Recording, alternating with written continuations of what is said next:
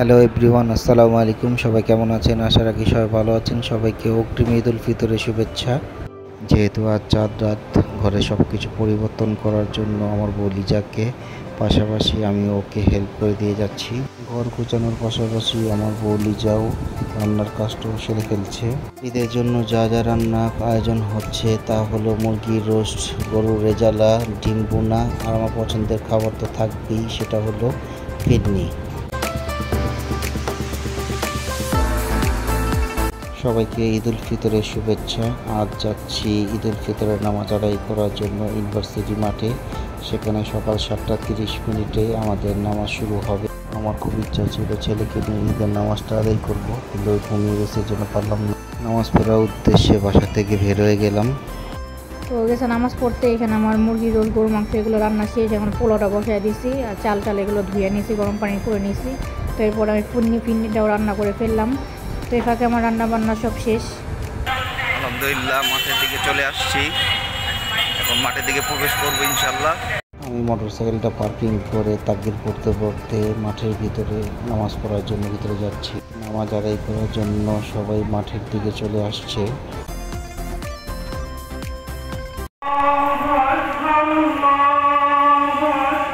মাঠে প্রবেশ করা মাত্রই তাকবীর শুনে মনটা ভরে গেল।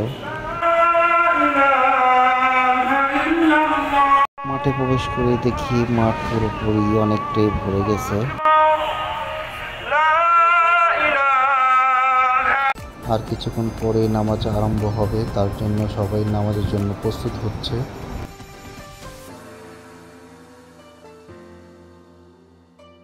আলহামদুলিল্লাহ ঈদের জামাত শেষ, এখন খুতবা হচ্ছে। সেই আল্লাহ সুবহানাহু ওয়া তাআলা যিনি আমাদেরকে দীর্ঘ একটি মাস নামাজ ও খুতবা শেষে ইমামের সাথে সবাই ঈদের শুভেচ্ছা বিনিময় করে নিচ্ছে। পাশাপাশি আমিও চেষ্টা করলাম ইমামের সাথে ঈদের শুভেচ্ছা বিনিময় করার জন্য।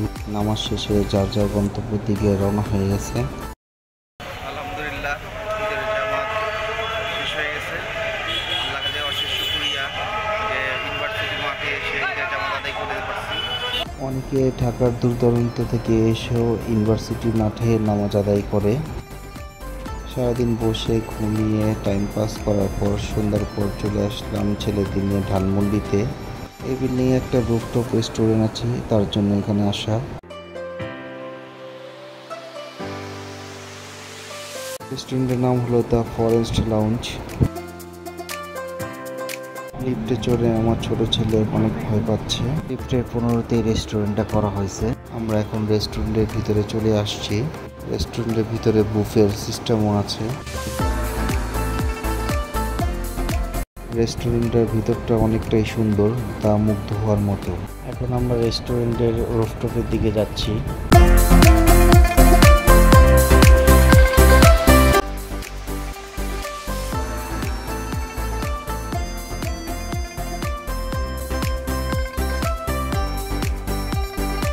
উনি মিউজিক বাজিয়ে রেস্টুরেন্টের আগত কাস্টমারদের মুগ্ধ করার চেষ্টা করছে।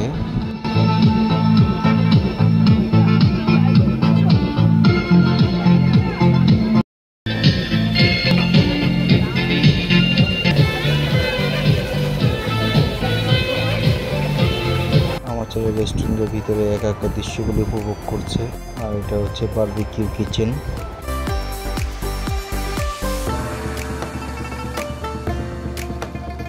এটা রেস্টুরেন্টের কফি শপ, এখানে ভিন্ন ভিন্ন ধরনের কফি পাওয়া যায়। রেস্টুরেন্টে আসার পর দেখলাম বসার কোনো স্পেস নাই, সবই বুক।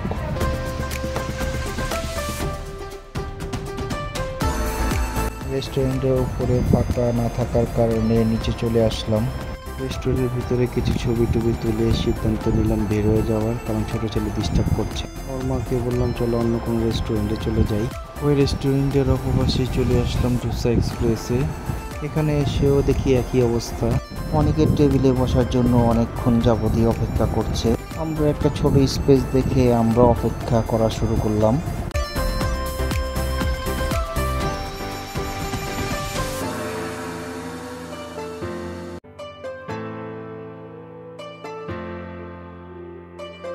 ডোসা এক্সপ্রেসে এসে দেখলাম কিছু প্রিমিয়াম আইসক্রিম পাওয়া যায়, তা খুব কোয়ালিটিফুল।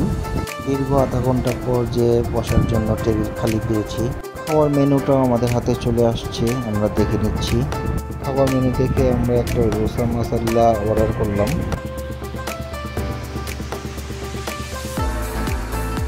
খাবার অর্ডার করার পর কিছুক্ষণের মধ্যেই আমাদের খাবার টেবিলে চলে আসছে।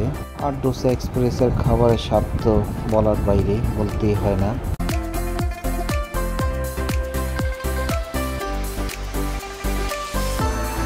ডোসা এক্সপ্রেসের ভিতরে বাচ্চাদের জন্য ছোট্ট একটি খেলার স্পেস করেছে, সেখানে আমার ছেলেরা টাইম পাস করছে। এখন চলে আসলাম জিগাতলা বাস স্ট্যান্ডে। এখানে ছোট ছোট কিছু কাবাবের দোকান আছে। আমি যখনই ধানমন্ডি আসি তখনই এই কাবাবগুলো খেয়ে থাকি। এখানে রিজনেবল প্রাইসের কাবাব পাওয়া যায়, ভিন্ন ভিন্ন কাবাব এসে খেতে পারবেন, সাথে রুটিও পাওয়া যায়। আমাদের দুজনের জন্য 2 রকম কাবাব অর্ডার দিলাম। ও নেসি পেপসি, আমি নেসি তান্দুরি কাবাব। খাওয়া দাওয়া শেষ করে এখন চলে আসলাম পুরান ঢাকার চকবাজারের মেলায়। বড় ছেলে সকাল থেকে বলতেছে মেলা যাবে, তার জন্য ওকে মেলা দেখাতে চলে আসলাম। গতবারের চেয়ে এবার মেলায় মানুষের সংখ্যা খুবই কম, মেলা একদমই ফাঁকা। এটা হচ্ছে পুরান ঢাকার ঐতিহ্য খাবার মাছে পোড়া। এটা সম্ভবত মাসকারা ডাল দিয়ে তৈরি করা হয়। এটা চকবাজারে 12 মাসই পাওয়া যায়। আমি যখনই আসি বাসার জন্য আমি নিয়ে যাই। এখন ছেলেকে স্টলে নিয়ে আসছি গাড়ি কেনার জন্য। আমাদের ভিডিও যদি ভালো লাগে তবে লাইক সাবস্ক্রাইব করতে ভুলে যাবেন না। আল্লাহ হাফেজ।